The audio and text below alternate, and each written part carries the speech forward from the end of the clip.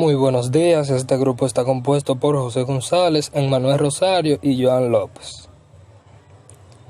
Le hablaré sobre la anatomía de las letras.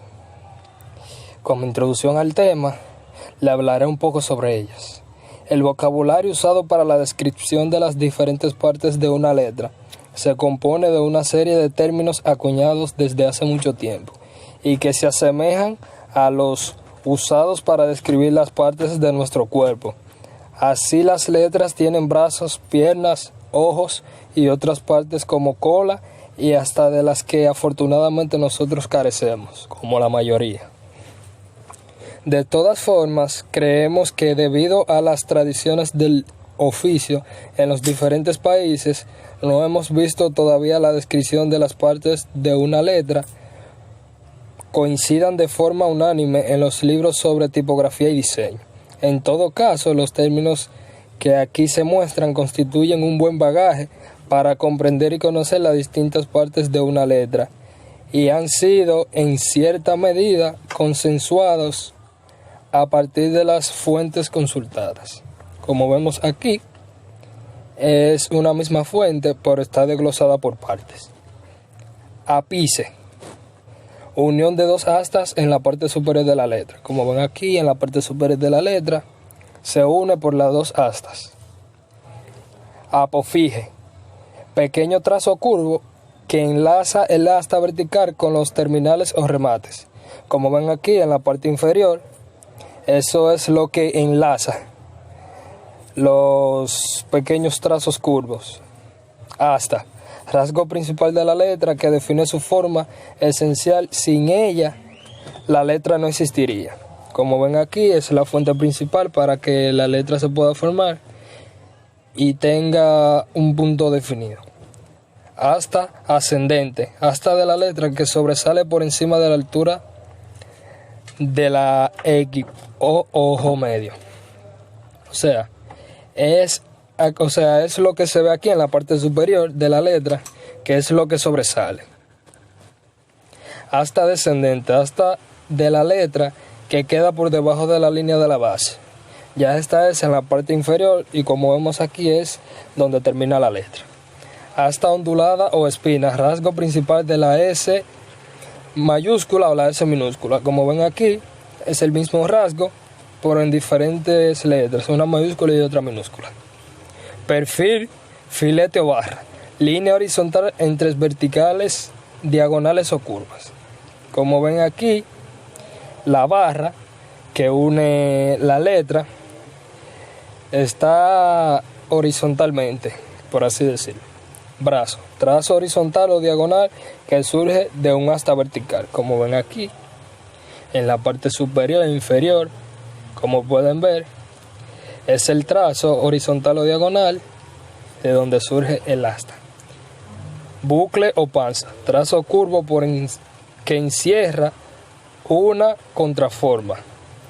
Como ven aquí, en las letras D o P son de las que se encierran con un trazo curvo.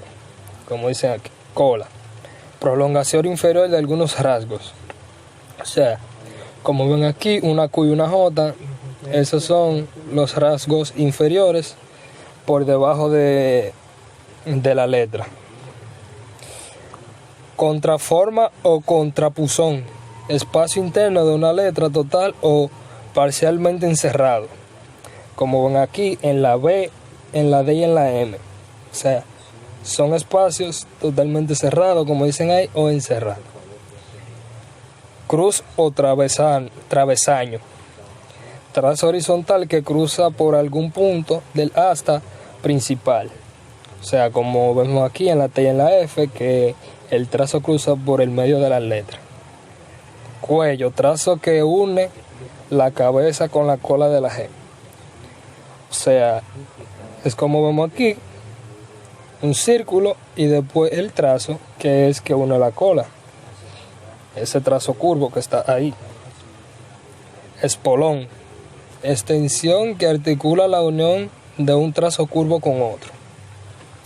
O sea, como vemos aquí en la B, en la Q y en la G, es los trazos curvos en cada esquina que unen la letra. Gota, lágrima o botón, final de un trazo que no termina en una gracia o remate, sino con una forma redondeada. Como vemos aquí, la F y la A, o sea que al terminar al terminar de la letra es como un remate, o sea, es como si fuera una gota. Hombro o arco, trazo curvo que sale del asta principal de algunas letras sin acabar cerrándose. Como vemos aquí, en la H y en la N se pueden ver esos trazos curvos que salen sin acabar encerrándose. Lazo, trazo que une la curva con el asta principal. O sea, como vemos aquí en la P y en la D, esos trazos que unen, los trazos curvos que se unen con el asta principal. Ojal, bucle creado en el descendente de la G de caja baja. Como ven aquí, en la parte baja de la G, ahí se encuentra el ojal. Oreja, pequeño trazo situado en la cabeza de la G de caja baja. Como ven aquí en la parte superior, en la derecha, se ve el pequeño trazo situado en la cabeza. Eso es llamado oreja. Pata, trazo diagonal que sirve de apoyo a algunas letras, también se puede llamar cola. Como ven aquí en la R, en la parte inferior derecha, ahí se ve la cola, la pata, por así decirlo, y se puede llamar cola.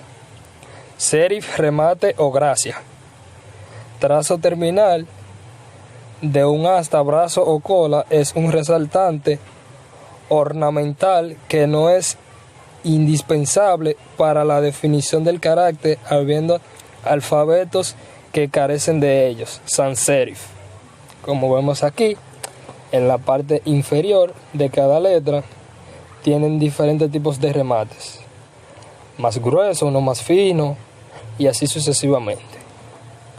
Uña o gancho, final de un trazo que no termina en remate, sino con una pequeña proyección de trazo. Como vemos aquí en la C y en la G. O sea, ahí está el final del trazo, pero que no termina con un remate, sino termina como con un gancho, por así decirlo. Buenas, mi nombre es Emanuel Rosario y yo les voy a hablar sobre lo que es la clasificación de las letras. Clasificación de los tipos. La descripción y clasificación de los tipos ha sido objeto de debate desde hace mucho tiempo y más en la actualidad, ya que debido a la gran proliferación de que ellos existen, la perspectiva de poder clasificarlos, todo se antoja altamente difícil. Si bien la descripción de los atributos caracteres, entre paréntesis, serie, asta, brazo y etc., de la propia morfología de la letra están bastante claros y se han ido transmitiendo a través de siglos de práctica tipográfica.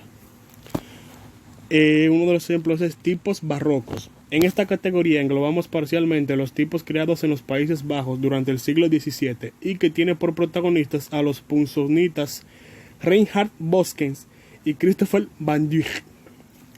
Estos diseños presentan una ligera variación con respecto a los franceses del siglo anterior, y estas son cierta condensación, contraformas amplias y remates robustos. También están los que son los tipos neoclásicos. Al amparo de los nuevos tiempos auspiciados por la Ilustración y la Enciclopedia, se procede a racionalizar y sistematizar los conocimientos de las ciencias y artes que existían para aquella época. La tipografía no se queda atrás y desde la primera gran revisión de la S romana, que supone aparición en Francia del Roman de Roy, el primer diseño modular de la historia tipográfica. Entre las principales características de los neoclásicos podemos destacar modulación casi vertical y que continúa aumentando el contraste de los trazos. Habían algunos ejemplos de los neoclásicos son el monotipe Fournier, el monotipe Baskerville y monotipe Bell. También tenemos los tipos renacentistas, a un amplio espacio cronológico que va desde los creados por los primeros impresores venecianos a mediados del siglo XV hasta los desarrollados a partir de ellos por los punzonistas franceses del siglo XVI. En su evolución podemos apreciar dos estadios claramente diferenciados. Por un lado tenemos los primeros modelos venecianos cuyo máximo exponente es el tipo cortado en 1470 por Nicholas Henson, en los que destacamos las siguientes características. Entre los trazos gruesos y finos apenas hay contraste. También presentan una modulación oblicua. También modesta altura X, tiene remates robustos. También transmiten en general un peso y color intenso en su apariencia. La E de caja baja muestra un filete oblicuo y los trazos terminales de la A, C, F y R muestran claramente su origen caligráfico. Buenas a todos, mi nombre es Joan López y voy a hacer la continuación de los tipos. Tipos románticos. El desarrollo estilístico de los tipos románticos de imprenta para su uso editorial, variación en la modulación, en el grosor de los trazos y la configuración de los remates, anchura y contraste. Alcanza su máxima expresión entre finales del siglo XVIII y principios del siglo XIX durante el romanticismo. Es el punzonista francés Firmin Didot el que abre el camino a estos tipos, sobre todo con el que presenta en 1798, que se configura como la máxima expresión de su estilo y encuentra un excelente continuador en el italiano Giambattista Bodoni, quien nos muestra unas creaciones en las que se destacan el dramatismo del contraste entre los trazos, la belleza formal de los tipos que reclaman que fijemos nuestra atención en ellos, y en definitiva el contraste dramático del periodo romántico en todo su esplendor. Esto quiere decir que el periodo romántico se desarrolló en este tipo de tipografía y que se desarrolló muy ampliamente entre los siglos 1700 y 1800. En este grupo podemos destacar las características formales siguientes. Transición abrupta en la modulación de sus trazos, que quiere decir que hace cambios en su grosor. Eje vertical, o sea que no están inclinados, sino siempre a 90 grados. Trazos terminales acabados en forma redonda, como es en el caso, o se puede apreciar en la letra A y la letra F. Y remates finos sin enlazar con el asta. Esas líneas que sobresalen del asta principal. Ejemplos de estos tipos dramáticos son Monotype Bulmer, Linotype Didot, Bauer Bodoni y Berthold Baldwin. Tipos industriales. Se trata de los tipos aparecidos al amparo de la revolución industrial y sus nuevas necesidades de comunicación. Carteles publicitarios, horarios de ferrocarriles, catálogos industriales, etc., que hacen que la imprenta tenga que buscar nuevas formas de expresión que logren captar la atención del público y que las encuentre en diseños tipográficos que muestran la desnudez del trazo sin apenas modulación y, excepto en los egipcios, ausencia de remates. Quiere decir que solo cuenta con la letra en sí, rara vez tiene remates. Lo podemos clasificar en 4 apartados. Grotescos. Son tipos sin remates que aparecen a finales del siglo XIX. Los primeros de estos tipos fueron creados para trabajos de rotulación y más tarde adaptados para texto continuo. Trazos homogéneos. Que se mezclan los trazos, se enlazan cada parte de la letra. Y ausencia de remates, o sea que no tienen remates o serifas, y están ligeramente estrechados. Ejemplos de tipos industriales grotescos son Accident Grotesque, Franklin Gothic, Helvetica y Universe. Geométricos. Se trata de desarrollos de tipografías de palo seco nacidas como consecuencia de las propuestas estéticas y postulados de los movimientos de vanguardia en Europa y de la Bauhaus en Alemania. La estructura de tipos geométricos guarda relación con las figuras geométricas simples como el rectángulo y el círculo. Sus características están basadas principalmente en la línea recta, el círculo y el rectángulo. No presentan modulación en sus trazos, o sea, que no presenta variación. Y las figuras geométricas, sobre todo el círculo, son evidentes en su estructura. En pocas palabras, se pueden apreciar fácilmente figuras geométricas, principalmente el círculo, ya que representa el anillo o panza de algunas letras. Ejemplos de estos son futura, cable y metro. Humanistas. Derivadas de la interpretación que el calígrafo Edward Johnston hizo de las tipografías palo seco en el diseño que realizó para un alfabeto destinado al Metro de Londres en 1916. Sus características principales son caja alta, basada en las proporciones de las mayúsculas inscripcionales romanas, o sea, las mayúsculas inspiradas en las fuentes romanas. La caja baja representa el diseño de las romanas clásicas en los siglos tal, y existe contraste y modulación en sus trazos. Quiere decir que hay variación en sus trazos, ya sea más o menos grosor o terminaciones. Ejemplos de esto son Gill Sans, Optima y Syntax. Tipos industriales egipcios. Los tipos slot serif o egipcios aparecen por primera vez en 1817 en un catálogo del fundidor inglés Vincent Figgins, con el nombre de Antique. Más adelante también el fundador Robert Tornes los denominó egipcios, nombre con el que finalmente son conocidos, y quizás tuvo que ver con el interés que por aquella época despertaban los descubrimientos realizados en Egipto al amparo de las conquistas napoleónicas. Entre finales de la década de 1830 y principios de la de 1840 fueron utilizados en titulares y para resaltar algunas palabras en texto continuo. En 1845 apareció otro tipo egipcio con ciertas diferencias estilísticas, como el contraste entre los trazos finos y gruesos y remates enlazados al asta, y que se conoció con el nombre de clarendón. Aquí claramente nos dice que quienes toman el crédito de las letras egipcias son Vincent Figgins y Robert Turner.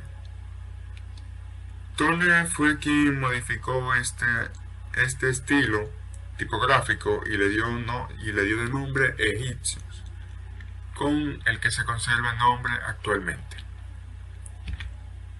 Las características principales de este grupo son contraste entre gruesos y finos, remates cuadrangulares, elevado de ojo medio, que tiene pequeñas variaciones en la altura X, trazos terminales del mismo grosor que las astas, que sus serifas o remates y brazos cuentan con el mismo grosor que el asta principal, y remates enlazados en clarendón, claramente. Ejemplos de tipos industriales egipcios: Memphis, Rockwell y clarendón. Esto ha sido todo. Gracias por su atención.